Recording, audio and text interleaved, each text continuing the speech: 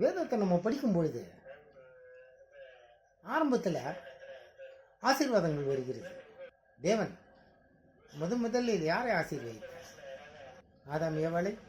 இல்லை, வேதம் சொல்கிறது அவர் முதலில் ஆசீர்வதித்தது மீண்டும் ஜீவ ஜந்துக்களையும் காயத்தில் பறக்கும் பறவைகளையும் அவர் ஆசீர்வதித்தார் என்று வேதம் சொல்கிறது.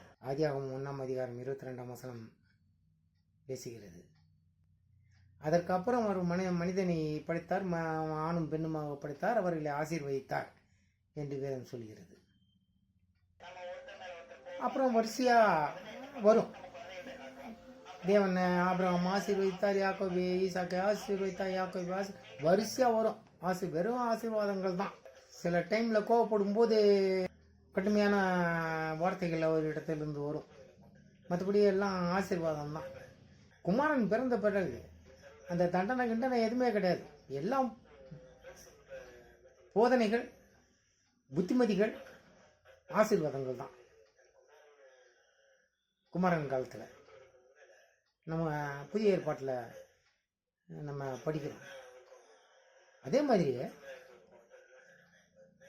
வேதத்தில் ஆரம்பத்தில் ஆசீர்வாதங்களை கொடுத்து வந்த அந்த தேவன் வேதத்தின் கடைசியில் மனிதனுக்கு ஒரு எச்சரிக்கையை முடிகிறார். என்ன எச்சரிக்கைங்க அது?